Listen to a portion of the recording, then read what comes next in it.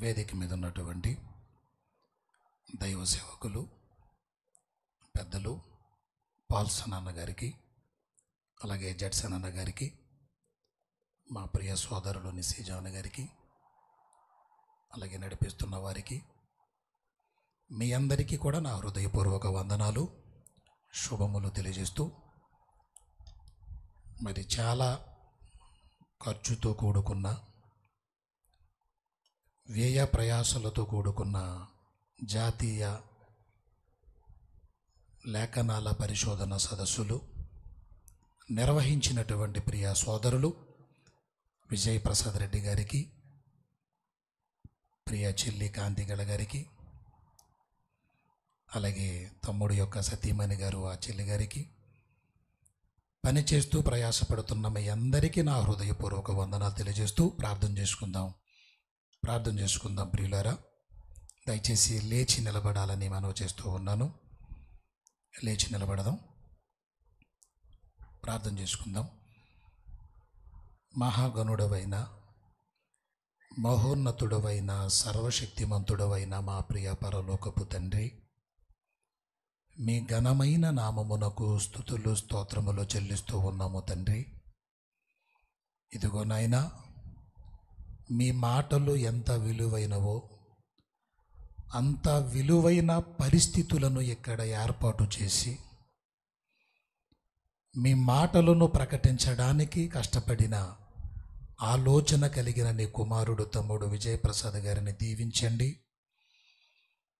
ఇప్పటి వరకు మా అందరితోనూ మాట్లాడిన నీ కుమారులు పాల్సన్ అన్నయ్య గారిని కూడా దీవించమని, దేవా, ఉదయం నుండి ఇప్పటి వరకు లోకమంతా పండుగ సందడిలో ఉన్నప్పుడు మీ మాటలు వినటమే ఒక పండుగగా భావిస్తూ ఎంతో ప్రయాసతో, ఓర్పుతో, సహనంతో మీ మాటలు వింటున్న నీ బిడ్డలైన వారందరినీ దీవించండి.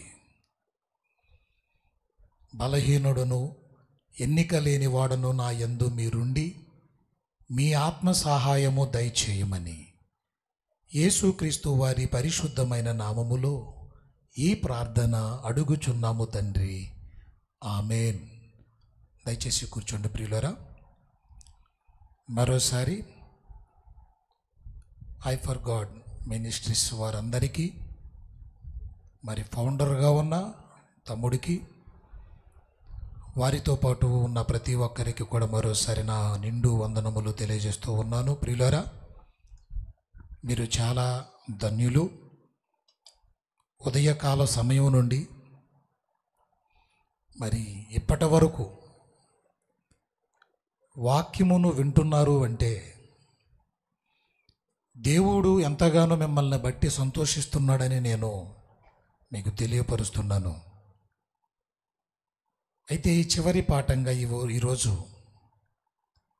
మనిషి ఏ పాటి వాడు అని ఒక అత్యంత అవసరమైన, ఒక ప్రాముఖ్యమైన సంగతిని మనం పరిశీలనగా తెలుసుకుందాం. ప్రియమైన దేవుని పిల్లలారా, ఒక టైటిల్గా మనం ఎందుకు పెట్టుకుంటాము అంటే, స్కూల్లో పిల్లలకి పాఠాలు నేర్పించేటప్పుడు ఒక పాఠం యొక్క పేరు పెట్టి దాని గురించి నేర్పించటం అనేది మనందరికీ తెలుసు. దేవుని వాక్యమును కూడా మనం చక్కగా పాఠాలుగా నేర్చుకోవలసినటువంటి అవసరత మనకుంది.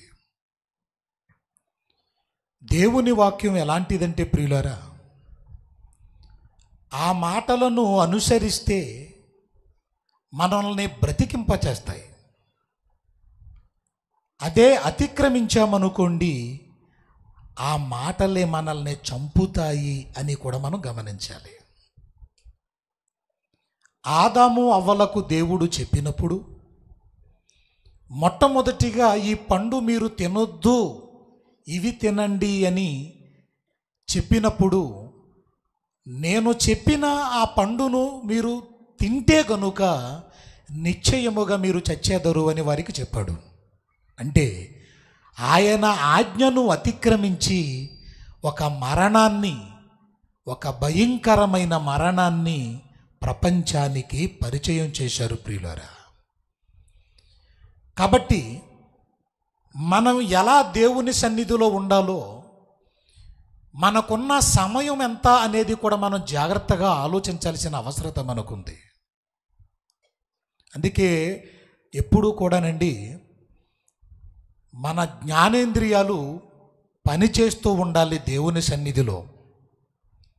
మనం ఏ పని నిమిత్తమైతే వచ్చామో ఫుల్ కాన్సన్ట్రేషన్ అంతా కూడా వాక్యం మీదే మనకు ఉండాలి. ప్రియమైన దేవుని పిల్లలారా, ఇప్పుడు ఒక వ్యక్తి గురించిన మాటలు మనం ఆలోచించి అసలు వాక్యం ఎంత విలువైనదో, మనల్ని ఎలా అనుసరించమంటున్నాడో చూసి ముందుకు వెళ్ళిపోదాం. యోబు గ్రంథములో రాయబడిన చక్కని మాట, 22వ అధ్యాయము యోబు గ్రంథము. చాలా జాగ్రత్తగా మనం దేవుని వాక్యాన్ని గమనించాలని మనవి చేస్తూ ఉన్నాను. యోబు గ్రంథము 22వ అధ్యాయము 22, 23 వచనములలో చాలా చక్కగా చూడాలి ప్రియులారా. యోబు గ్రంథం 22వ అధ్యాయం 22, 23. ఆయన నోటి ఉపదేశమును ఫస్ట్ నెంబర్ 1 ఏం చేయమంటున్నాడంటే అవలంబించాలి. అంటే అవలంబించటము అంటే గై కొనడము, అవలంబించాలి మనం. నెక్స్ట్ రెండవది, ఆయన మాటలను నీ హృదయములో ఉంచుకునుము. చూసారా, రెండవ సంగతి ఏంటంటే ఆయన మాటలు మన హృదయంలో ఉండాలి. నోట్సుల మీద ఉండొద్దా? ఉండొచ్చు, పర్వాలేదు, నో ప్రాబ్లం. మరి గోడల మీద, అన్నిటికంటే ముఖ్యంగా మన హృదయము నిండా వాక్యము నింపుకోవాలి. ఇంకా చూడండి, సర్వశక్తుని వైపు నీవు తిరిగిన ఎడల అంటే దేవుని వైపు తిరగాలి. మూడవది, మొట్టమొదటిది అవలంబించాలి అన్నాడు దేవుని వాక్యాన్ని. అంటే వినేసి వదిలేస్తే చాలదు, సరిపోదు. విన్న దానిని డాక్టర్ గారు మెడిసిన్ ఇస్తాడు, దానిని కొని దాచుకుంటే వ్యాధి అనేది తగ్గదు. ప్రియమైన దేవుని పిల్లలారా, దానిని వాడాలి, ఆ మెడిసిన్ ఉపయోగించాలి. రెండవదిగా మన హృదయములో వాక్యము ఉండాలి అన్నాడు. మూడవదిగా సర్వశక్తుడైన దేవుని వైపు తిరగాలి. ఫోర్త్ వన్, నాలుగో విషయం కూడా చెప్తున్నాడు చూడండి. నీ గుడారములో నుండి, అంటే ఈ శరీరము, ఈ దేహము అనే గుడారములో నుండి దుర్మార్గమును దూరముగా తొలగించిన ఎడల నీవు అభివృద్ధి పొందెదవు. అదండి విషయం. అంటే మనము ఎప్పుడు అభివృద్ధి చెందుతాము అంటే ఈ 4 కార్యక్రమాలు మనం జరిగించినప్పుడు. నిజంగా ప్రియులారా, ఈ లోకంలో మన జీవితంలో ఏమనుకుంటామంటే ఉన్న స్థితిలోనే ఉండకుండా ఉన్నత శిఖరాలకు వెళ్ళాలి, నేను ఒక ఎత్తైన స్థితిలోకి నేను వెళ్ళాలి అని కోరుకుంటాం మనం. అయితే ఇక చాలు అని ఎప్పుడైతే అనుకుంటావో అది మన భవిష్యత్తునే చంపుతుంది. అది ఆశ ఉండటం తప్పు కాదు, దురాశ ఉండటమే చాలా తప్పు. ప్రియమైన దేవుని పిల్లలారా, కాబట్టి లోకములో ఎదగాలి అని ఎంత బాగా ఆలోచించామో దేవునిలో కూడా మనం అంత ఉన్నతంగా మనం ఎదగాలి. ఇందాక అన్నగారు కూడా చెప్పారు చక్కని సంగతులు. ఎప్పుడు కూడానండి దేవునిలో మనం బలవంతులుగానే ఉండాలి. ఒక మొసలి నీళ్ళల్లో ఉన్నంతసేపు, ఒక మొసలి నీళ్ళల్లో ఉన్నప్పుడు చాలా బలంగా ఉంటుంది. అది ఎంత బలం అంటే ఏనుగునైనా చంపగలదు, అది అంత బలం. కానీ అప్పుడప్పుడు నీళ్ళల్లో నుంచి నేల మీదకి వస్తుంటుంది. అది అప్పుడు ఏమీ చెయ్యలేదు కదా. చిన్న పిల్లవాడు కూడా కర్ర పట్టుకుని దాన్ని కొట్టగలడు, చంపగలడు. ప్రియులారా, నీళ్ళల్లో ఉన్నప్పుడు దాని బలం ఎలా ఉంది, బయటకు వచ్చిన తర్వాత అది ఎంత బలహీనంగా మారింది. ఇది మనకు అర్థమైతే దేవునిలో ఉన్న వారికి ఉండే బలం వేరు. దేవుణ్ణి వదిలేసి లోకములో బ్రతుకుతున్న మన పరిస్థితి వేరు. ప్రియమైన సహోదరి సహోదరులారా, అందుకే దేవుని వాక్యాన్నండి బాగా వినాలి. వాక్యాన్ని బాగా వింటే లాభం ఏంటి? బాగా వింటే బాగుపడతాము. బాగా వినకపోతే బాధపడతాం, మనమే బాధపడతాం. ప్రియ సహోదరి సహోదరులారా, అందుకే దేవుని వాక్యం అండి చాలా గొప్పది, చాలా విలువైనది. దేవుడు నిజంగా మనిషికిచ్చిన ఒక గొప్ప వరం అంటారో మరి ఏమంటారో కానీ గ్రహించే శక్తి మనిషికి ఇచ్చాడు. ప్రియమైన దేవుని పిల్లలారా, గ్రహించే శక్తి ఇచ్చాడు మనిషికి. అంటే ఒక రాయి, గులక రాయిని చూడండి, దానిని తీసుకుని నీళ్ళల్లో ఒక రోజంతా వేసినా అది మెత్తబడదు, అది గట్టిగానే ఉంటుంది. అది నీటిని గ్రహించే గుణం లేదు దానికి. కానీ ఒక మొక్కను వేశారనుకో నీళ్ళ దగ్గర, అది నీటిని బాగా గ్రహించి ఒక ఉన్నతంగా అది ఎదుగుతుంది. ప్రియులారా, అది ఎదుగుతుంది. ఇప్పుడు మనం ఎలా ఉండాలి? రాయిలాగా ఉండకూడదు.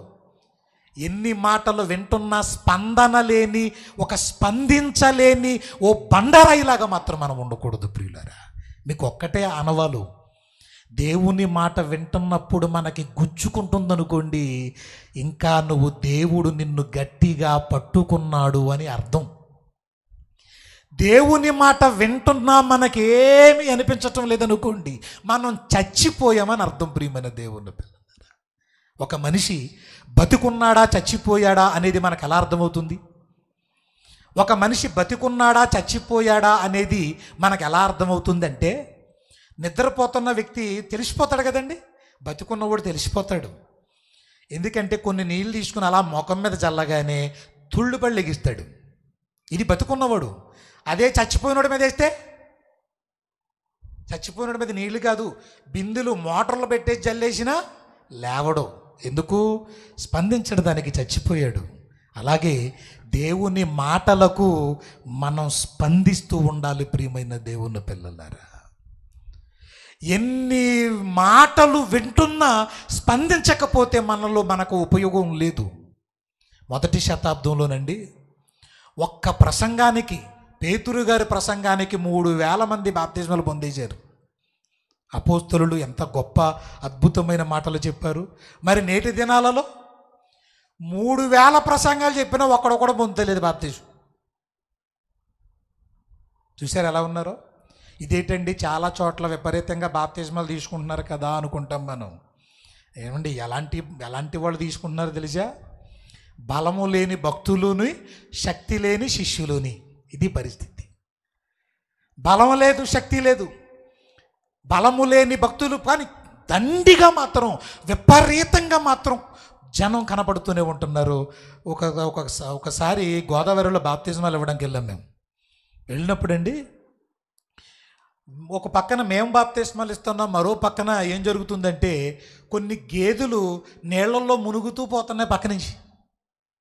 నేను అప్పుడు అనుకున్నాను, చూసి గేదెలు కూడా బాప్తిస్మాలు పొందుతున్నాయో ఏంటి అనుకున్నాను నేను. ప్రియమైన దేవుని పిల్లలారా, నిజంగా అవి పొందుతున్నాయి, అవి నీటిలో మునిగి వెళ్తున్నాయి, మనము కూడా మునుగుతున్నాము. ఏమన్నా తేడా ఉందా? ఏమన్నా ఉందా? మార్పులు లేకుండా మనం ఎన్ని చేసినా దేవునికి ఉపయోగం ఉండదు ప్రియులారా. అందుకే కాలం మారితే మనం మారం, మనం మారితే కాలం మారుతుంది. ఇది మనకి ఎప్పుడు అర్థమవుతుందో, మరి ముఖ్యంగా ఈ జీవితం ఎంత చిన్నదో మనకు తెలియాలి. మన జీవితం ఎంత అల్పమైనదో మనకు అర్థం కావాలి. ప్రియ సహోదరి సహోదరులారా, అందుకే దైవజనుడైన మోషే గారు ఒక ప్రార్థన చేశాడని మనందరికీ తెలుసు. కీర్తన 90వ అధ్యాయము 12వ వచనంలో ఒక మంచి ప్రార్థన చేశాడు మోషే గారు. కీర్తనలు 90వ అధ్యాయము 12వ వచనంలో, మాకు జ్ఞాన హృదయము కలుగునట్లు చేయుము, మా దినములు లెక్కించుట మాకు నేర్పించుము. మోషే గారి ప్రార్థన అండి ఇది. ఇలాంటి ప్రార్థనలో చెయ్యటం నేను ఎక్కడా చూడలేదు. అలాంటి ప్రార్థనలో. దేవా, నాకు జ్ఞాన హృదయము కలుగునట్లు చెయ్యి. ఏమండి, జ్ఞాన హృదయం దీనికి వ్యతిరేకమైన పదం ఏంటో తెలుసా? జ్ఞాన హృదయమునకు వ్యతిరేక పదం ఏంటి? అజ్ఞాన హృదయం. అజ్ఞాన హృదయం. ఎవరు జ్ఞాన హృదయం గలవారు, ఎవరు అజ్ఞాన హృదయం గలవారు అంటే మనందరం ఏమనుకుంటాం తెలుసా? జ్ఞాన హృదయం గలవారము మేము అని మనం అనుకుంటాం. మనం చేసే పనులను బట్టి నీకు ఎలాంటి హృదయం ఉన్నదో దేవుడు నిర్ధారణ చేయబోతున్నాడు ప్రియులారా. నువ్వు మంచి పనులు చేస్తే జ్ఞాన హృదయం గలవాడవు, నువ్వు చెడ్డ పనులు చేస్తే అజ్ఞాన హృదయం గలవాడవు. అందుకే ఇక్కడ ఏమంటున్నాడంటే మోషే గారి ప్రార్థనలో మాకు జ్ఞాన హృదయం దయచేయి నాయన. అంటే జ్ఞానము అంటే ఏంటో తెలుసా అండి? తెలుసుకోవటం. జ్ఞానము అంటే తెలుసుకోవటం. తెలుసుకునే హృదయం కావాలని ప్రార్థించాలి మనం. నాకంతా వచ్చేసాను ఎప్పుడు కూర్చోకూడదు, నాకంతా తెలుసు అనుకోకూడదు, నేను ఎవరి మాట వినను అనుకోకూడదు. అప్పుడే మనం దేవుని దృష్టిలో మనం చచ్చిపోయామన్న సంగతి మనం తెలుసుకోవాలి. బ్రతికినంత కాలం చివరి వరకు కూడా దేవుని గురించి తెలుసుకుంటూ నేర్చుకుంటూ మన జీవితాన్ని మనం కొనసాగిస్తూనే ఉండాలి ప్రియమైన దేవుని పిల్లలారా. అందుకే మన దినములు లెక్కించుట మనకు తెలియాలి. చిన్న ఎగ్జాంపుల్ చెప్పి నేను సందర్భంలోకి వెళ్ళిపోతున్నాను. ఏమండి, ఎంప్లాయీస్ ఉంటారు, మనందరికీ తెలుసు. నెల 1 తారీఖు నుంచి 5వ తారీఖు లోపు శాలరీస్ పడతాయి. ఒక 50,000 పడ్డాయి అనుకుందాం. అప్పుడు వెంటనే ఈఎంఐలు, ఆ ఖర్చులు ఈ ఖర్చులు పోయి 5,000 మిగులుతాయి చివరికి. నాకు తెలిసిన ఒక వ్యక్తి అన్నాడు, జీతం అంతా పోయి నాకు 20 రూపాయలు మిగులుతుందండి అన్నాడు. ఇప్పుడు మన దగ్గర ఇంకా 25 రోజులు మనం మెయింటెనెన్స్ చేయాలంటే ముందు నీ దగ్గర ఎంత అమౌంట్ ఉందో నీకు తెలియాలి. అంతే కదా, తెలియాలి కదా. నీ దగ్గర 1000 రూపాయలు పెట్టుకుని 1 కోటి రూపాయలు ఉందనుకుంటే ఎలా కుదురుతుంది? నీ దగ్గర 1000 రూపాయలు పెట్టుకుని చాలా ఉంది నా దగ్గర అనుకుంటే కొంప ములిగిపోద్ది. ఇది ఎందుకు చెప్తున్నానంటే ప్రియులారా, ఇష్టం వచ్చిన ఖర్చులు చెయ్యం. మన దగ్గర చాలా తక్కువ అమౌంట్ ఉందని ఆచితూచి గీసి ఖర్చు పెడతా ఉంటాం మిగతా డబ్బులు. అలాగే నీకు ఇంకా ఆయుష్ ఎంత ఉందో నీకు తెలుసా? ఇది తెలిస్తే నువ్వు దేనికి ఉపయోగించాలో నీ కాలం నీకు అర్థమవుతుంది. ఇది తెలియక లోకంలో ఎక్కువ సమయాన్ని ఖర్చు పెడుతున్నావు, దేవునిలో తక్కువసేపు వినియోగిస్తున్నాం మనం తెలియకపోవటం వల్ల. నీకు సమయం చాలా తక్కువ, లెక్క పెట్టలేనన్ని దినాలేమి ఇవ్వలేదు. 70 నేటి దినాలలో 70 సంవత్సరాలు బ్రతికావంటే మనం గ్రేట్. 70 × 365 రోజులు లెక్క పెడితే 25,550 రోజులు వచ్చింది. చూసారా, ఇందులో ఎంత అయిపోయింది? మనకి ఇచ్చిందే చాలా తక్కువ, అందులో సగానికి పైగా అయిపోయాయి. ఎంత ధైర్యంగా బతికేస్తున్నాడో మనిషి.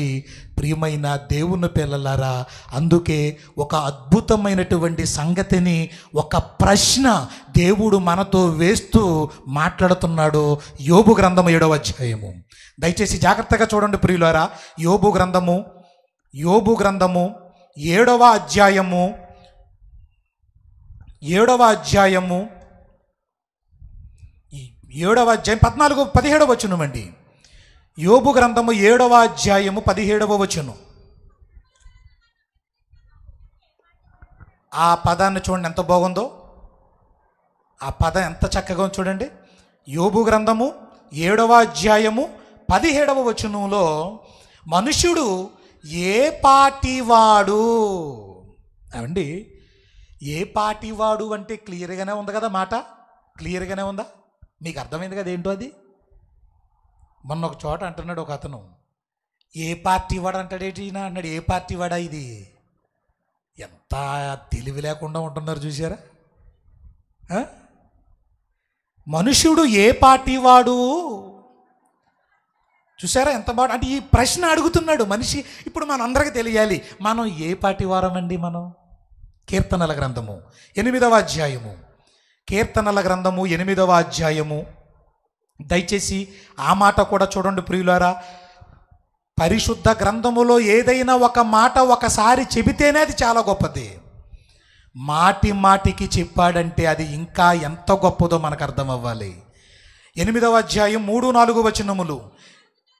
నీవు కలుగజేసిన చంద్ర నక్షత్రములను నేను చూడగా, నీవు మనుషుని జ్ఞాపకము చేసుకొనుటకు వాడు ఏ పాటి వాడు? మళ్ళీ అడుగుతున్నాడు. ఒరే, నువ్వే పాటి వాడవు అని అడుగుతున్నాడు.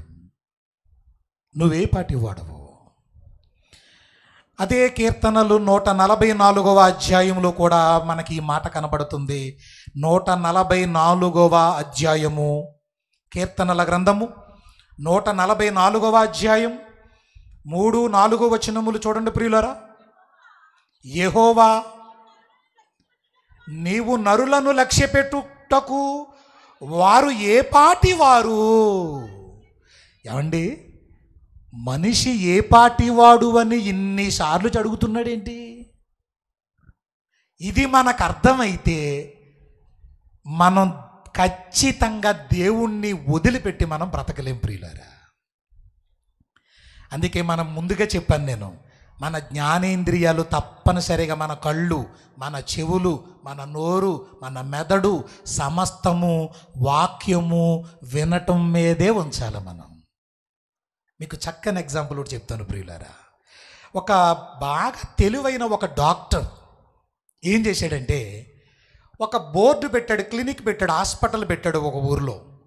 ఒక డాక్టరు తెలివైనోడు ఒక హాస్పిటల్ పెట్టాడు. కానీ బాగా డబ్బులు సంపాదిద్దాం అనుకున్నాడు, కానీ ఎవరు రావటం లేదు ఆయన దగ్గరికి, ఎవరు. అప్పుడు ఏం చేశాడంటే, ఇక హాస్పిటల్ తీసేద్దామా లేదంటే ఏమన్నా ఆలోచిద్దామా అని ఒక తెలివైన ఆలోచన చేశాడు. ఏంటంటే, నా దగ్గర వచ్చి వైద్యం చేయించుకున్న వారికి ఫీజు 300 రూపాయలు మాత్రమే అని బోర్డు పెట్టించాడు. పెట్టించి కింద ఏం చేశాడంటే, రోగం తగ్గకపోతే వారికి 1000 రూపాయలు ఇవ్వబడును అని రాయించాడండి. బాగుంది కదా? ఇప్పుడు ఎవడన్నా పెడతాడు ఇలాగా? ఎవడన్నా ఇలా పెడతాడా? అసలు ఫీజు 300, కానీ అతను తిరిగి ఇచ్చేసేది మాత్రం 1000 రూపాయలు.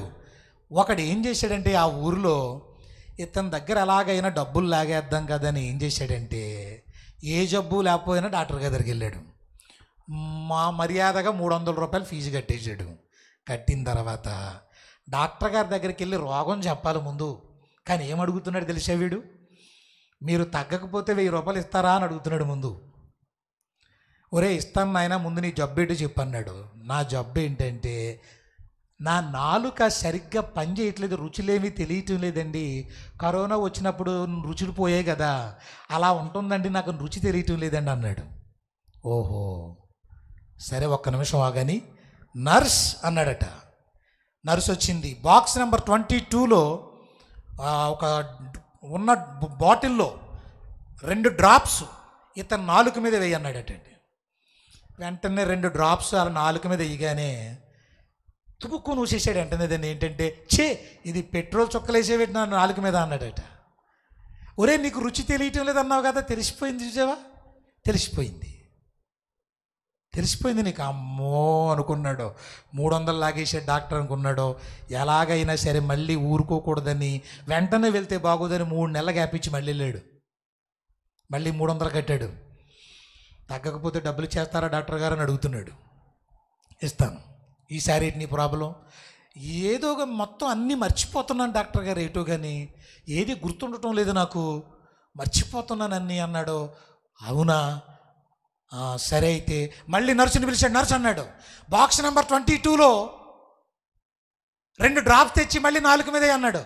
అనగానే అంటాడు మొన్నగా దేశవయ్యి ఎన్నిసార్లు వేస్తావు, పెట్రోల్ చుక్కలేసావు కదా అన్నాడు. అంటే వీడికి నీకు మెదడు కూడా పనిచేస్తుందరా, నీకు బాగానే ఉంది, నీకు ప్రాబ్లం లేదన్నాడు. అయిపోయింది. అయ్యా బాబో, ఇరుక్కుపోయాను నేను, పని చేయట్లేదే అని అబద్ధం చెప్పేసాను వీడికి అనుకున్నాడు. మళ్ళీ 3 నెలలు గ్యాపించి వచ్చాడు. ఈసారి 1000 రూపాయలు మొత్తం లాక్కుందాం, 900 పోతుందని ఎలాగోలా లాక్కుందామని మళ్ళీ వచ్చాడు. ఈసారి ఏంటి బాబు వచ్చావు?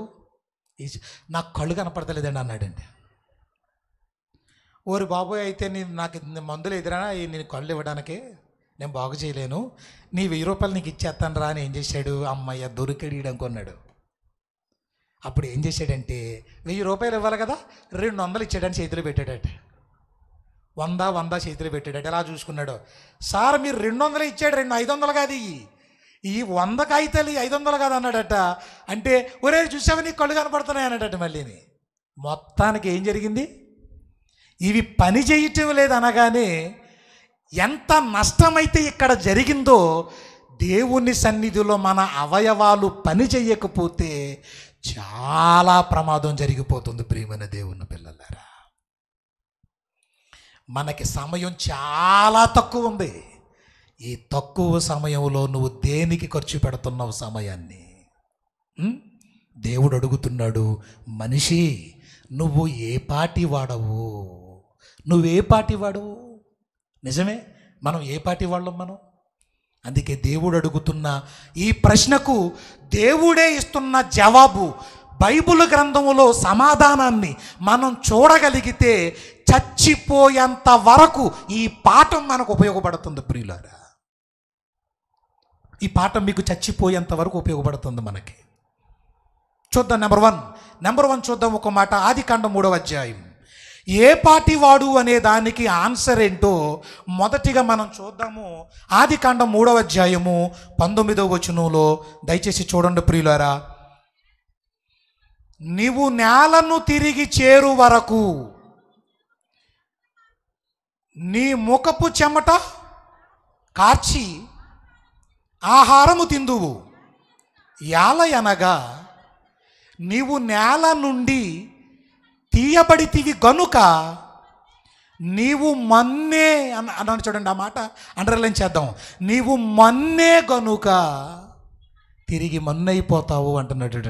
అంటే మనిషి ఏ పాటి వాడు అని అడిగితే సమాధానం ఏంటో తెలుసా ప్రియులారా? మనం మట్టి వారము అంటున్నాడు. చూడండి, నువ్వు మన్నువు నాయన. మన్ను ఏదైనా ఒక వస్తువునండి తయారు చేసేటప్పుడు, కొనేటప్పుడు మనం ఏం చేస్తామంటే, ఇది దేంతో తయారు చేశారని అడుగుతాం మనం. దేంతో చేశారు? బంగారంతో చేశారా, వెండితో చేశారా, ఇనుముతో చేశారా, ఇత్తడితో చేశారా, మట్టితో చేశారా అని అడుగుతాం మనం. అయితే ఇప్పుడు దేవుడు మనకిచ్చేది ఏంటంటే, నువ్వు మన్ను అన్నాడో, నువ్వు మట్టివి నాయన. నేల మట్టితో నరుని నిర్మించేను అని ఉంది. అంటే మనల్ని తయారు చేసినటువంటి ముడి పదార్థం, రా మెటీరియల్స్ ఏంటన్నమాట? మట్టి అండి. మట్టి గట్టి సరుకేం కాదది. మట్టి అంత విలువైనదేమీ కాదది. ప్రియమైన దేవుని పిల్లలారా, మట్టి అంటున్నాడంటే మనం ఎంత అల్పమైన వారమో మనకు అర్థం అవ్వాలి. ఒక అన్నగారు నాకు తెలుసు, వాళ్ళ ఇంటి దగ్గర చూసామండి మేము. మట్టి కుండలో ఏమండి బలంగా ఉంటాయా బలహీనంగా ఉంటాయా? చాలా బలహీన, వీక్గా ఉంటాయి. అయితే ఒక మట్టి కుండ ఎన్ని సంవత్సరాలు ఉండొచ్చు మన దగ్గర? మీరు ఎవరైనా చెప్పండి అమ్మా, ఎన్ని సంవత్సరాలు ఉండొచ్చు? మట్టి కుండ ఎక్కువ కాలం ఉంటుందా? స్టీల్ బిందు ఉన్నట్టు, ఇత్తడి బిందు ఉన్నట్టు, ఏమన్నా బకెట్లు ఉన్నట్టు ఉంటాయా? ఉండవు. 100 సంవత్సరాలు ఉందండి ఆ కుండలకు. 100 సంవత్సరాల పైనే. ఒక 5-6 కుండలు ఉన్నాయి. లైన్గా 8 ఇలా ఉన్నాయి అని అడిగితే, మా అమ్మమ్మ గారి దగ్గర నుంచి వచ్చిన కుండలు తమ్ముడివి అన్నాడు. చాలా ఆశ్చర్యం అనిపించింది నాకు. దేవుని పిల్లలారా, మట్టి కుండ అంతకాలం ఉందంటే ఘనత కుండదా, కుండను ఉంచి భద్రపరిచిన వానిదా? ఆ కుండను భద్రపరిచిన వానిది. మట్టి పాత్రవైన నువ్వు ఏదో బతుకుతున్నావంటే మన డబ్బు కాదు, మన బలం కాదు, మన అధికారం కాదు. ఏం చూసండి మనం ఈరోజు బతుకుతున్నాం? దేనిని బలంగా చేసుకున్నాం మనం? దేనిని ఆధారం చేసుకుని బ్రతుకుతున్నాం? ప్లాస్టిక్ బకెట్ విరిగిపోయినా, ఇనప వస్తువు పగిలిపోయినా ఎంతో కొంత దానికి తిరిగి డబ్బులు వస్తాయి. కానీ ఈరోజు మట్టి పాత్ర పగిలిపోతే దానికి ఏమీ రాదు. ప్రియమైన దేవుని పిల్లలారా, ఎంత అల్పమైనటువంటి పాత్రలమో ఒక్కసారి మీరు ఆలోచన చెయ్యాలి.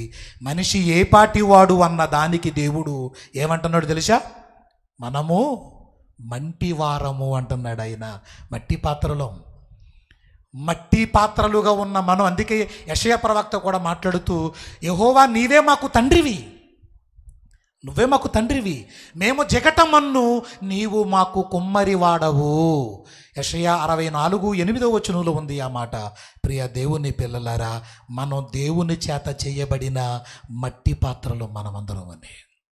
మట్టి అనగానే గట్టి సరుకేం కాదు ఇది.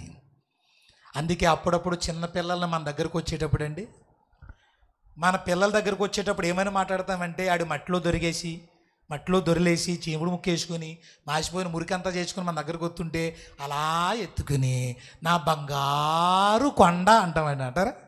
బంగారు కొండ అన్నాడు. నిజంగా చెప్పండి, బంగారు కొండ. మనం పిలవాలి తప్ప బంగారు కొండ కాదాడు, మట్టి కొండడు. దేవుని పిల్లలారా, ఇక్కడ ఏమంటున్నాడో, ఈ పాత్రను ఆయన జాగ్రత్తగా కాపాడుతున్నాడు. మట్టి పాత్రవైన నిన్ను జాగ్రత్తగా కాపాడుతున్నాడు. ఇది గుర్తుంచుకోవాలి. నువ్వు నిన్ను సృజించేటప్పుడు నీ ప్రారంభం మట్టి, నువ్వు మన్ను, నీ ప్రారంభం మన్ను, నీ ముగింపు తిరిగి మరలా నీ గమ్యం కూడా మట్టిలోకి వెళ్ళాలి.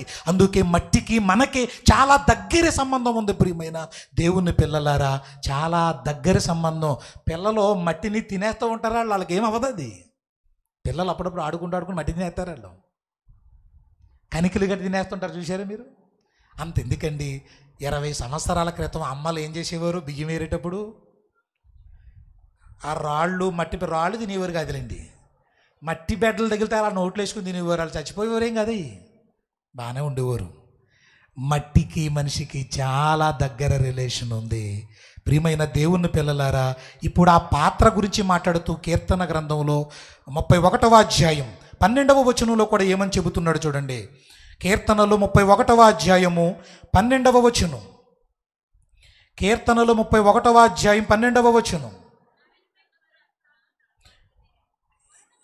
మరణమై స్మరణకు రాకున్న వాని వలె మరువబడి తిని. ఈ మాట చాలా ఇంపార్టెంట్ అండి.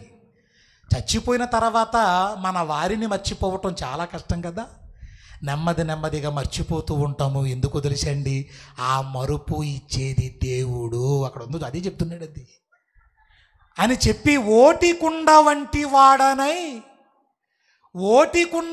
వాడనై తిని అంటున్నాడు చూడండి. ఓటికుండ అంటే ఏంటి?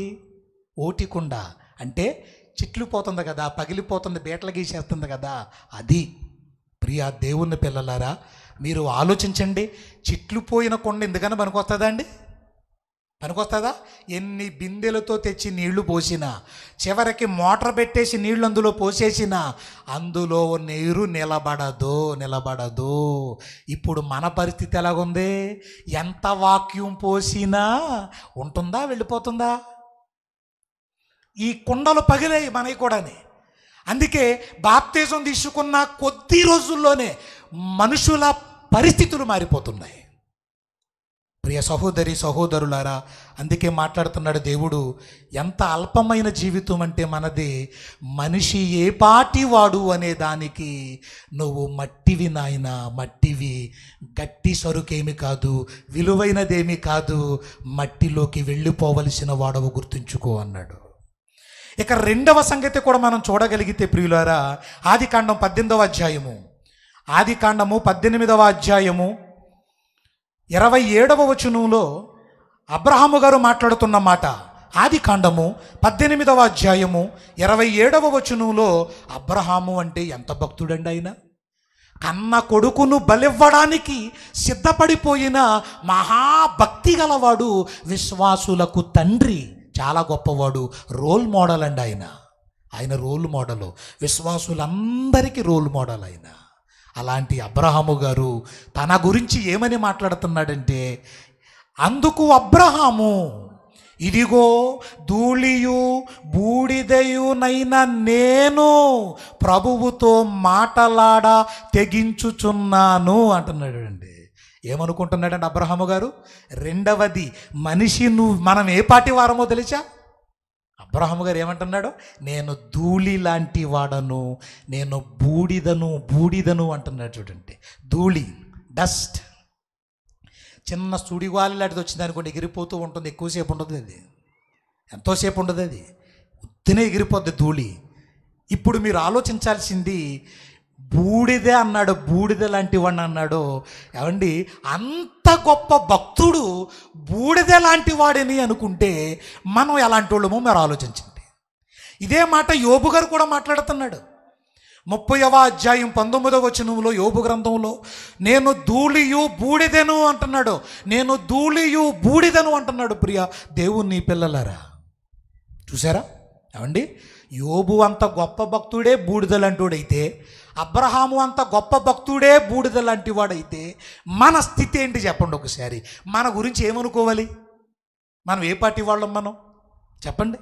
మనిషి అనుకుంటున్నాడు నేను చాలా గొప్పవాడిని అంటున్నాడు.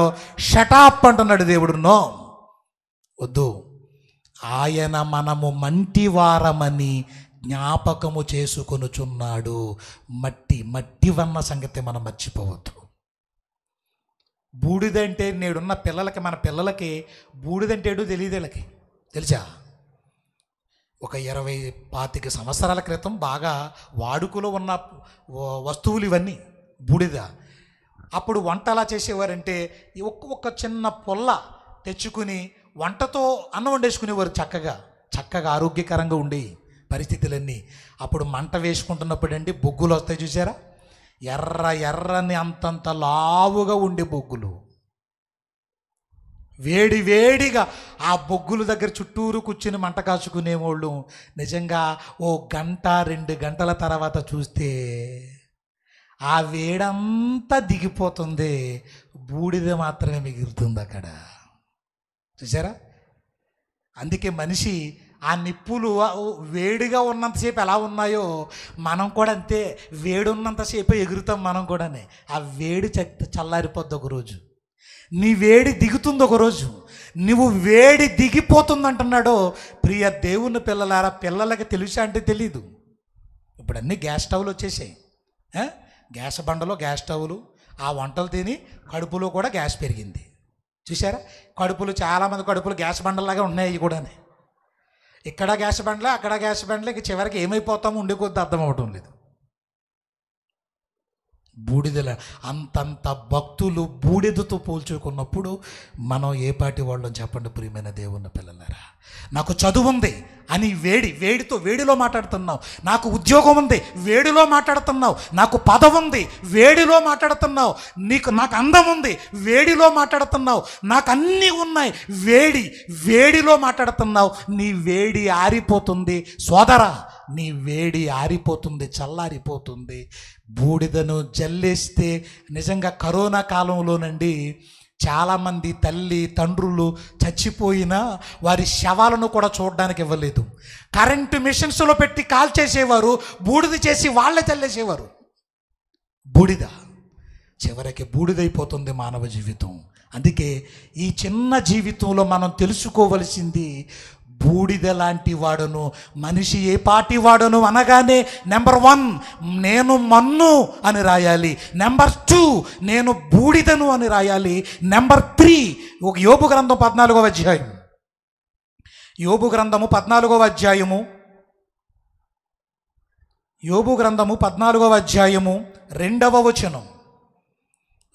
వచనం, పువ్వు వికసించినట్లు వాడు పెరిగి వాడిపోవును, నీడ కనబడకపోవునట్లు వాడు నిలువక పారిపోవును అంటున్నాడు. చూడండి, పువ్వు వికసించినట్లు. చూడండి, మొగ్గగా అది రాగానే మనం పెంచుకునే మొక్కలలో మొగ్గ రాగానే ఎంత ఆనందపడిపోతామో.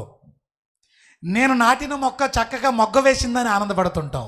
అది నెమ్మదిగా విరుచుకుంటుంది. పరిమళ వాసన అందం, దాని వైభవం చూడండి ఎంత బాగుందో. పరిమళ వాసన. మరలా సాయంత్రం అవుతుంది, సూర్యుని వేడి తగలగానే వెంటనే అది మరలా ఏమవుతుందంటే వాడిపోతుంది. ప్రియులారా, అది వాడిపోతుంది, రాలిపోతుంది. ఒక పువ్వు అది ఎంత గొప్పదైనా సరే చెట్టు మీద ఉండదు, అది రాలిపోవలసిందే అన్న సంగతి మనం గుర్తుంచుకోవాలి. రాలిపోవాలండి.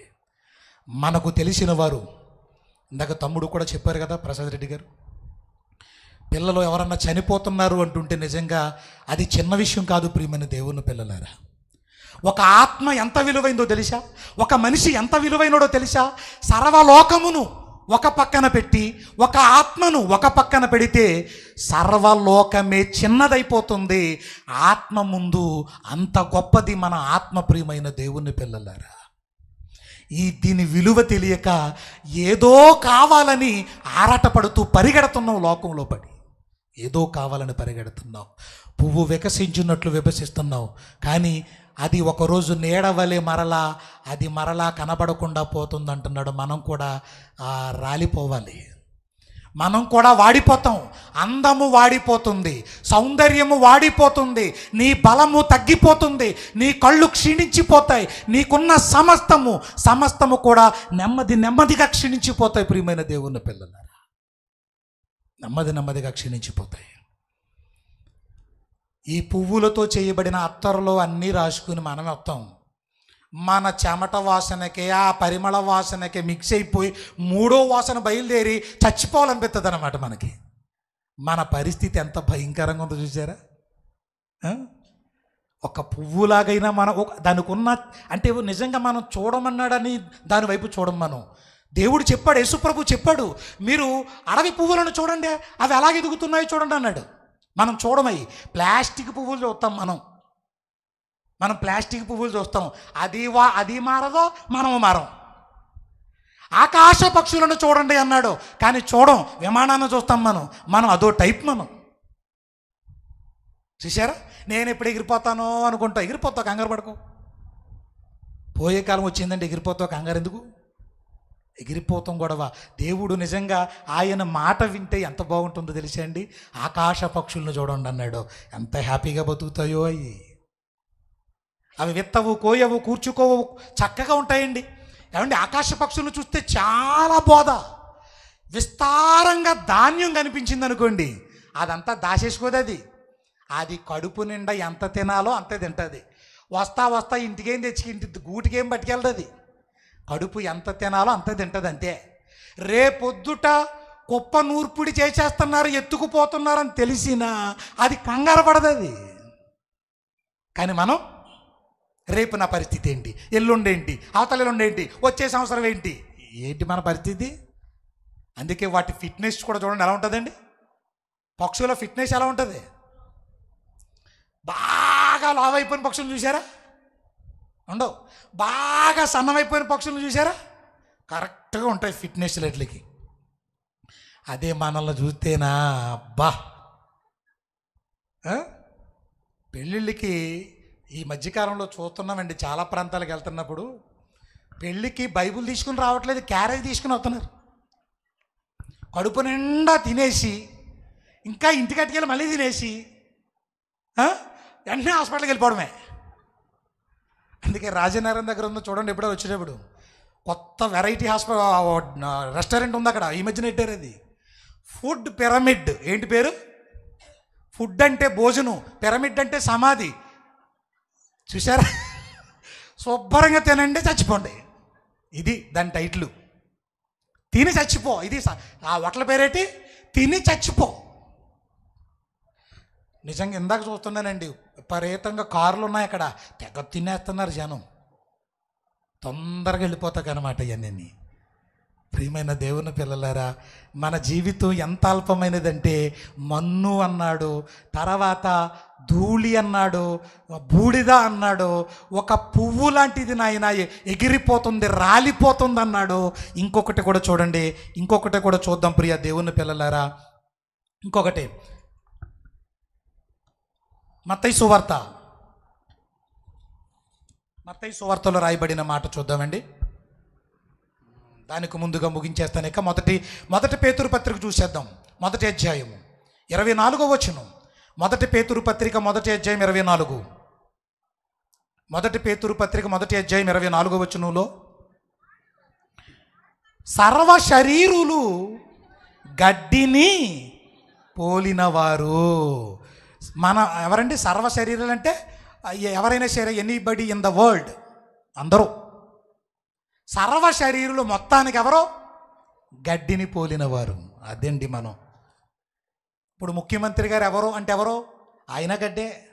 ప్రధానమంత్రి ఎవరు? ఆయన గడ్డే. మనం ఎవరు? మనము గడ్డే.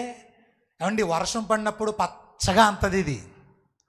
ఎండ వచ్చిన తర్వాత చూడాలి, దీన్ని ఏమవుద్ది, ఎండిపోతుందన్నమాట. చూసారా మన జీవితం ఎంత చిన్నదో?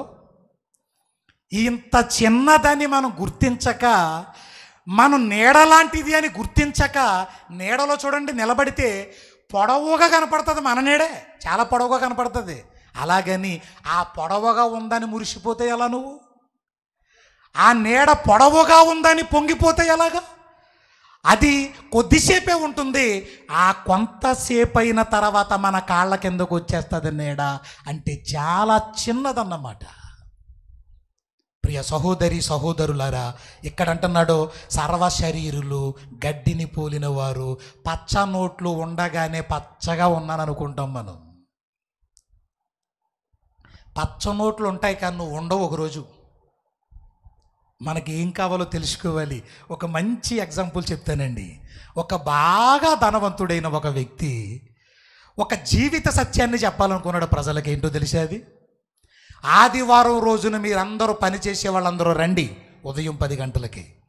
3 ఫ్లోర్లు సూపర్ మార్కెట్ కట్టాడు, డిపార్ట్మెంటల్ స్టోర్ కట్టాడు. అన్నీ ఉన్నాయి అందులో. సూపర్ మార్కెట్ అంటే అన్నీ A to Z ఉంటాయి. వెండి బంగారము తర్వాత అన్ని సరుకులు అన్నీ ఉన్నాయి అందులో.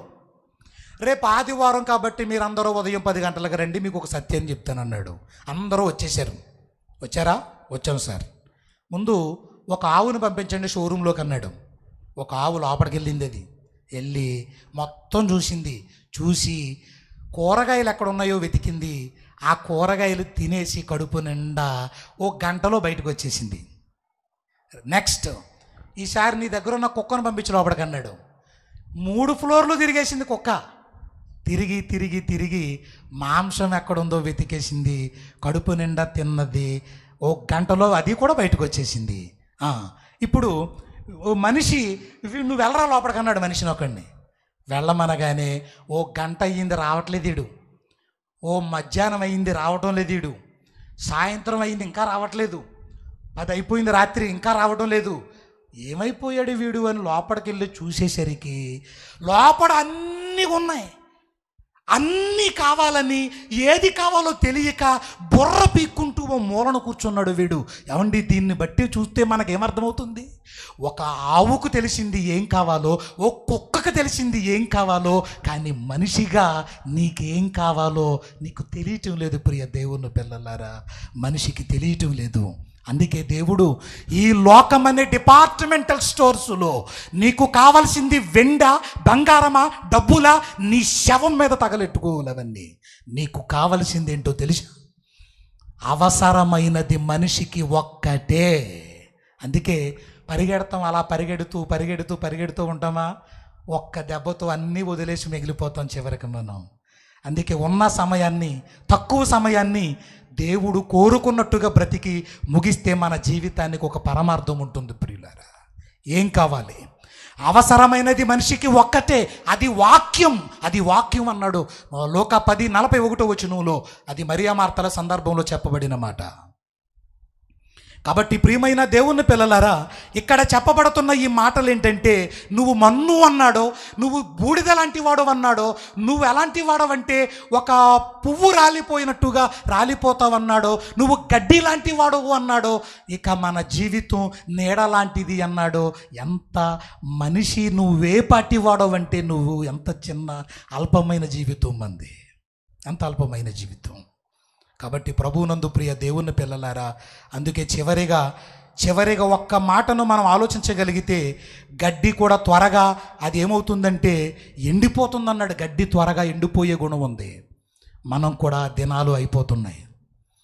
మనం ఏంటో మనకు అర్థమవుతుందా లేదో ఒక్కసారి ఆలోచించండి. లోకంలోకి లోతుల్లోకి వెళ్ళిపోకండి. లోకాన్ని ఎంతవరకు మీరు అనుభవించాలో అంతవరకే ఉండండి. అంతవరకే ఉండండి ప్రియమైన దేవుని పిల్లలారా. నిజంగా సముద్రంలో చాలామంది బీచ్కి వెళ్తారు, ఈత కొడుతుంటారు, స్నానాలు చేస్తూ ఉంటారు. ఏమండి, ఒక మాట అడుగుతున్నాను చెప్పండి, ఎంతవరకు వెళ్ళాలి లోపలికి? ఎంతవరకు వెళ్ళాలి లోపలికి? ఎంతవరకు వెళ్ళాలి? ఒక అద్దు ఉంది కదా దానికి. నీకు నేల కాళ్ళకు ఇసుక తగిలేంత వరకు వెళ్ళు చాలు. ఇంకా కాళ్లకు ఇసుక తగలని లోపలికి వెళ్ళావనుకో, కెరటం వచ్చి అదే పనిగా నిన్ను లోతుల్లోకి తీసుకెళ్ళిపోద్ది, నువ్వు బయట పడవు. ఇంకా అలాగే లోకంలో కూడా లోతుల్లోకి వెళ్ళిపోవద్దు. వద్దండి. ఉన్న తక్కువ కాలాన్ని, ఈ జీవిత కాలాన్ని ఎలా బ్రతకాలో మనం సద్వినియోగం చేసుకోవాలి. అందుకే చివరిగా మనతో మాట్లాడుతున్న మాట యాకోబు 4:14లో ఇప్పుడు చివరిగా ముగింపు మాట చూద్దాం. యాకోబు పత్రిక 4వ అధ్యాయం 14వ వచనం. యాకోబు పత్రిక 4వ అధ్యాయము 14వ వచనాన్ని చూడండి ప్రియులారా. రేపేమి సంభవించునో మీకు తెలియదు. తెలియనప్పుడు నువ్వు ఎలా ఉండాలి? తెలుసుకోవాలన్నట్టుగా బతకాలి. కాబట్టి మీ జీవము ఏ పాటిది? మళ్ళీ అడుగుతున్నాడు మీ జీవం ఏ పాటిది? మీరు అంతలో కనబడి ఇంతలో మాయమైపోవు ఆవిరి వంటి వారు కారా అంటున్నాడు ప్రియులారా. ఆవిరి అంటే దేవుని మాటలు మనం చదువుతాము, వింటాం, కానండి మనకు అప్లై చేసుకోము. వాటిని మనం అప్లై చేసుకోందాన్ని. అందుకే మనకేంటంటే మార్పు రాదు. మనిషి జీవితంలో మార్పులు రావు. మనం లక్షల మాటలు విన్నా ప్రయోజనం లేదు. మనం మారాలి. ప్రియమైన దేవుని పిల్లలారా, మన జీవితాన్ని ఎంత ఉన్నతంగా మార్చుకోవాలో తెలుసా? దేవుని సన్నిధిలో ఎక్కువ కాలం. నేటి దినాలు అస్సలు బాగోలేవండి. ఇప్పుడు మనం ఉన్నది దుర్దినాలలో బ్రతుకుతున్నాం, కడవరి దినాలలో బ్రతుకుతున్నాం, చివరి దినాలలో బ్రతుకుతున్నాం. నీ జీవితాన్ని చక్కదిద్దుకోవాలి. మనం నీ బ్రతుకును చక్కబెట్టుకోవాలి. ప్రభు రాకడ కొరకు సిద్ధపడిపోవాలి. ఏమి పనికి రానివి ఉన్నాయో వాటిని తీసి అవతల పడేయాలి. నేను మారిపోయాను, మంచివాడిని, నాకు పరలోకం ఖచ్చితంగా కన్ఫామ్ అని అనుకోవద్దు ఎవరో. అలాంటి భ్రమలలో బ్రతకొద్దు. చచ్చిపోయేంత వరకు అప్రమత్తంగానే ఉండాలి మనం. ఒక గ్రూప్ 1 ఆఫీసర్ అండి, ఒక గ్రూప్ 1 ఆఫీసర్ మంచి జాబ్ సంపాదించుకున్నాడు, హైదరాబాద్లో సెటిల్ అయ్యాడు. పల్లెటూరు అమ్మాయిని చేసుకుంటే సాంప్రదాయాలన్నీ చక్కగా పాటిస్తుంది కదా అనుకుని పెళ్లి చేసుకున్నాడు.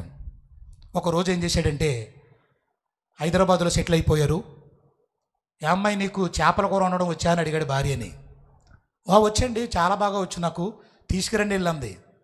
నీకా నాకా అన్నట్టు 3 కేజీలు చేప పట్టుకొచ్చేసాడు. వెళ్ళి 3 కేజీలు సరిగ్గా వండేసింది. భోజనం దగ్గర కూర్చున్నాడో, ఆ రొట్టెను తింటున్నాడో, ఆ కూర నంచుకోగానే నోట్లో పెట్టుకోగానే మాట రావట్లేదు అతనికి. చేదుగా ఉందంటే అది. అప్పుడు అన్నాడు, ఏంటి ఇంత చేదుగా ఉంది? నీకు వస్తే వచ్చని చెప్పు, రాదంటే రాదని చెప్పు. ఏంటి ఎలా చేసావేంటి అని అడిగితే అప్పుడు ఆవిడ అంటుంది వచ్చి, ఇతను అంటున్నాడో, అసలు నువ్వు చేపలు కడిగావా అని అడిగాడు. నువ్వు వంట చేసేటప్పుడు చేపలు కడిగావా అని అడగగానే ఆవిడ అంటది, నువ్వు ఎంత ఉద్యోగం చేస్తున్నావు, ఎంత చదువుకున్నావు కానీ బొత్తిగా తెలివితేటలేవు ఏంటండి అన్నది తెలివైన ఆవిడ. ఏంటది తెలివి? చేప ఎక్కడ ఉంటుంది? ఎప్పుడు నీళ్ళల్లో ఉంటుంది అది. అలాంటి చేపను మళ్ళీ కడగాల నేను అని చేదు కొట్టుతో సహా వండేసింది ఇంతకీ ఈవిడ. ఉంటుంది, చేదు కొట్టులు ఉంటాయి మనలో. కడుగు వాక్యంతో కడిగేయాలి దాన్ని. మనం కడిగేయాలి వాక్యంతో. కాబట్టి ప్రియమైన దేవుని పిల్లలారా, ఆవిరి లాంటి ఈ జీవితాన్ని అంటున్నాడో ఎక్కువగా దేవుని సన్నిధిలో బతకాలని. దావీదు భక్తుడైతే నా జీవితకాలం అంతా నేను యెహోవా మందిరములో నివాసము చేయగోరుచున్నానన్నాడు. ఏమండి, ఒక మహారాజుకి అంతఃపురం ఉంటుందండి. అంతఃపురం, ఒక రాజు ఇళ్ళు ఎంత గొప్పగా ఉంటాయి, కానీ దేవుని మందిరంలోనే నేను బతికినంత కాలం ఉండాలని నేను కోరుచున్నాను అంటున్నాడు దావీదు. 27వ అధ్యాయం కీర్తన 4వ వచనంలో. తీనవసరం లేదు ప్రియమైన దేవుని పిల్లలారా. దేవుని సన్నిధిలో ఉండండి. ఎక్కువగా దేవుని మాటలు వింటూ ఉండండి. ఇలాంటి కార్యక్రమాలు ఎన్నో చేయాలంటే గత సంవత్సరం కంటే చాలా చక్కగా బెటర్గా ఉంది ఈ సంవత్సరం. ఇందాక తమ్ముడితో అదే చెప్పాను నేను. కానీ అందరూ చేయూతనిస్తేనే అవి ముందుకెళతాయి ప్రియమైన దేవుని పిల్లలారా. అందరూ గుప్పెళ్ళు విప్పితేనే ఆ కార్యక్రమాలు జరుగుతాయి. ఒక క్వాలిటీ కలిగిన వాక్యం మనకి రావాలి అంటే, ఒక క్వాలిటీ కలిగిన భక్తులుగా మనం మారాలి అంటే ఇలాంటి విలువైన కార్యక్రమాలు తప్పనిసరిగా జరగాలి. అందుకే ఒక బిడ్డ తల్లి ఒడి నుంచి దూరంగా ఉండకూడదు. అమ్మ వెచ్చదనం, అమ్మ స్పర్శ ఆ పుట్టిన బిడ్డకు చాలా ఆరోగ్యాన్ని ఇస్తుంది. ప్రియ దేవుని పిల్లలారా, అమ్మ ఒడిలో ఉన్న బిడ్డను దూరంగా చేస్తే చాలా అనారోగ్యాలకు దారితీస్తుంది. అలాగే చూడండి, బజారుల్లో మనం చూస్తూ ఉంటాం, మార్కెట్లో నడుక్కునే వాళ్ళు స్త్రీలు వారి పిల్లల్ని భుజాన కట్టేసుకుని ఎదర కానీ వెనకాల కానీ కట్టుకుని ఆ ఎండలో తిరిగేస్తుంటారు. వాళ్ళు చూసారా? మన కోపం వస్తుంది వాళ్ళని చూసి, పిల్లల్ని ఎందుకమ్మా అలా తిరుగుతున్నామని. నిజంగా అమ్మ వెచ్చదనం, అమ్మ స్పర్శ తగిలిన ఆ బిడ్డ వాడిని కింద కుదురు చూడండి ఒకసారి, ఎంత యాక్టివ్గా ఉంటాడో తెలుసా? చాలా యాక్టివ్గా ఉంటాడు. అదే హార్లిక్స్ బూస్టు తాగేసినోడు ఇంట్లో కూర్చున్న మన పిల్లల్ని చూడండి ఒకసారి, బొంత కోళ్ళ కదలడాడు, ముద్దపప్పులాగా అలా కూర్చొని ఉంటాడు. చూసారా? వీడి స్పర్శ వేరుడికి. ప్రియమైన దేవుని పిల్లలారా, అందుకే దేవుని సన్నిధిని ఎప్పుడు దేవుని ఒడిలో ఉండాలి మనం ఎప్పుడు కూడా. ఇది దేవుని ఒడి, ఇది దేవుని బడి. ఇందులో మీరు దేవుని కోసం ఆరోగ్యకరంగా ఎప్పుడు మీరు ఎదగాలి. మీరు ఉన్నతంగా మీరు అభివృద్ధి చెందాలి అంటే దేవుని ఒడిలో మనం బ్రతకాలి. ప్రియమైన దేవుని పిల్లలారా, అమ్మ ఒడి అంటే ఇది కాదు, మన ముఖ్యమంత్రి గారు ఇచ్చేది కాదు. ఇంకా నెక్స్ట్ నాన్న ఒడి కూడా వస్తుంది త్వరలో. ప్రియమైన దేవుని ఒక ఆవిడ సాక్ష్యం చెప్తుంది, అయ్యగారు ప్రార్థన చేశారండి, నాకు అమ్మఒడి వచ్చింది అంటుంది. డోమర తింగర మాటలు. అయ్యగారు మళ్ళీ ప్రార్థన చేశారు, రేషన్ కార్డు వచ్చింది. ఎక్కడ చెప్పకమ్మ, పరువు పోద్ది దేవుడిది. నీలాంటి భక్తురాలు ఉన్నదని తెలిస్తే పరువు పోద్ది ఆయనకి. దిక్కుమాలిన రేషన్ కార్డు అందరికీ వచ్చింది, అది నీకేనేటి? ప్రియ సహోదరులారా, కోడి పెట్టండి, చిన్నప్పుడు దాంతో ఆడేసుకునేవాళ్ళు. గుడ్లన్నీ పెట్టిన తర్వాత దాన్ని అది పొదగడం కోసం అది ఒక మొట్టెక్కిచ్చేవాళ్ళు ఉందండి, బుట్టలో పెట్టేవాళ్ళు ఉందండి. దాన్ని లాగేస్తే మళ్ళీ అంత గింజుకొని మళ్ళీ అక్కడికే పోయేది అది, మళ్ళీ అందులోనే. నిజంగానండి, ఆ కోడి పెట్ట యొక్క వెచ్చతనం ఆ కోడిగుడ్లకు తగులుతుంది, ఆరోగ్యకరమైన పిల్లలు బయటకు వస్తాయి. ఆరోగ్యకరమైన పిల్లలు వస్తాయి బయటికి. అందుకే కోడి రెక్కలు చాపగానే ఆ పిల్లలు రెక్కల నీడలోకి వచ్చేస్తే అది గెద్ద వచ్చిన, కుక్క తరుముతున్న, ప్రాణాలకు తెగించి కాపాడుతుంది పిల్లల్ని. అదే కోడి పిల్ల తల్లి రెక్కల నీడలోకి రాకపోతే, నువ్వు దేవుని సన్నిధిలోకి రాకపోతే, దుష్టుడు నిన్ను ఎత్తుకుపోతే నీ పరిస్థితి ఏమైపోతుందో ఆలోచించవా? కాబట్టి ప్రభువునందు ప్రియమైన దేవుని పిల్లలారా, ఈ మాటలన్నీ కూడా గుర్తుంచుకోండి. మనుష్యుడు ఏ పాటివాడు అంటే మనిషి మట్టి, ధూళి, బూడిద, నీడ, పువ్వు రాలినట్టుగా పువ్వు లాంటిది, గడ్డి లాంటిది, ఆవిరి లాంటివి వాడవు నువ్వు చాలా అల్పమైన వాడివి. ఒక ప్రపంచాన్ని గడగడలాడించేసిన అలెగ్జాండర్ దోమ కాటు వల్ల చచ్చిపోయాడు. ప్రియమైన దేవుని పిల్లలారా, ప్రపంచాన్ని జయించాడు. ఎంత అల్పమైంది నీ జీవితం. మనల్ని కాల్చడానికి బాంబులు, ఫిరంగులు, అనవసరంగా కత్తుళ్ళు గొడ్డల్లో పెట్టి నరుక్కుంటున్నారు. అవసరం లేదు, 2 నిమిషాలు లేదా 3 నిమిషాలు బుక్కు మూసేసుకుంటే చచ్చిపోయేంత అల్పమైంది మన జీవితం. పిచుకుల మీద బ్రహ్మాస్త్రం అన్నట్టుగా ఉత్తుపున్నాను చచ్చిపోయే మన కోసం ఈ హత్యలెందుకు, ఈ ఘోరాలెందుకు? ప్రియ దేవుని పిల్లలారా, మట్టి సరుకు, నువ్వు మట్టి సరుకు. ఈ శరీరం ఎప్పటి వరకు మనం విన్నది, ఈ శరీరం మట్టిది. కానీ ఈ మట్టి శరీరముల్లో పూర్వం రాజులు చాలామంది మట్టి పాత్రల కుండల్లో బంగారపు నాణేలు దాచేవారు. అలాగా దేవుడు ఈ మట్టి పాత్రలో ఒక అద్భుతమైన తన ఆత్మను ఉంచాడు. దీనికి శాశ్వతమైన ఒక లోకం, మహిమాలోకం సిద్ధంగా ఉంది. అక్కడికి మనం వెళ్ళాలి అంటే ఈ మట్టి దేహాన్ని దేవుని కొరకు మనం వినియోగించాలి, దేవుని కొరకు మనం కష్టపడాలి, దేవుని కొరకు మనం ఖర్చు పెట్టాలి. కాబట్టి ప్రియమైన దేవుని పిల్లలారా, మీ అందరికీ నా మనవి, ఇలాంటి కార్యక్రమాలు జరిగిస్తున్న వారి గురించి ప్రార్థన చేద్దాం. మనం ఎవ్వరం కూడా ఇలాంటి కార్యక్రమాలు చేయలేం. చేసేవారికి మనం సహకరించేవారిగా మనం ఉండాలి. చేసేవారి కొరకు, కార్యనిర్వాహకులకు, వారందరి ఆరోగ్యాల కోసం ప్రార్థన చేద్దాం. నిజంగా ఎన్నో నెలల నుంచి కష్టపడుతున్నారండి వీళ్ళు. ఈరోజు ఇంత అందమైన అద్భుతమైనటువంటి పరిస్థితి ఏర్పడింది అంటే మన క్షేమం కోసం, మన ప్రయోజనం కోసం, మన మన మహిమ కొరకు అని గుర్తుంచుకుని మనమందరం కూడా వారికి కృతజ్ఞత కలిగి జీవించాలని కోరుకుంటూ ప్రార్థన చేసుకుందాం. కళ్ళు మూసుకోండి ప్రియులారా. ప్రేమ కలిగిన మా కన్న తండ్రి, దయగలిగిన మా దేవా, మా బ్రతుకులు ఎంత అల్పమైనవో, మా జీవితాలు ఎంత చిన్నవో ఇవి మర్చిపోయి లోకం వైపు పరిగెడుతున్నావు నాయన. ఈ లోకము అనే నాయన డిపార్ట్మెంటల్ స్టోర్స్లో తండ్రి బంగారం కావాలని, డబ్బు కావాలని, ఏదో కావాలని పరిగెడుతున్నాము. కానీ అవసరమైనది ఒక్కటే నాయన, మీ వాక్యము, మీ మాట కొరకు బ్రతకటము. తండ్రి, ఇంత పెద్ద సభలను నిర్వహించిన నీ బిడ్డలను, తమ్ముడు విజయప్రసాద్ రెడ్డి గారిని, వారి సతీమణి గారిని, వారి చెల్లెలు చెల్లి నాయన క్రాంతికళ గారిని, నాయన వారితో సహకారులుగా ఉన్న సంఘములను, నాయన కష్టపడిన వారిని, సహకరించిన వారిని దీవించండి. తిరిగి నీ పిల్లలు ఇదిగో నాయన ఉదయం నుండి ఇప్పటి వరకు ఓపికతో మీ మాటలు వింటున్నారు దేవా. వారి హృదయముల నిండా మీ మాటలను సిద్ధపరచండి. ఒక బలమైన మీ సాధనాలుగా నాయన, పరలోకపు పౌరులుగా నీ బిడ్డలందరినీ తీర్చిదిద్దమని, తిరిగి సాయంత్రకాలం వేళ జరగబోతున్న కార్యములకు మీరు తోడుగా ఉండమని, మీరే మహిమా ఘనతా ప్రభావాలు పొందుకొనమని తండ్రి, వచ్చి విని వెళ్ళిపోయే వారంగా కాకుండా వాక్య ప్రకారంగా మా బ్రతుకులను, మా జీవితాలను చక్కదిద్దుకునే గొప్ప ధన్యతను ప్రసాదించమని, చెప్పబడిన వాక్యము మీ పిల్లల హృదయములలో స్పందించే విధముగా మీ కృప చూపించమని, గ్రహించే వారిగా నీ పిల్లలను తీర్చిదిద్దమని యేసుక్రీస్తు వారి పరిశుద్ధమైన నామములో ఈ ప్రార్థన అడుగుచున్నాము తండ్రి. ఆమేన్. అందరికీ వందనాలు.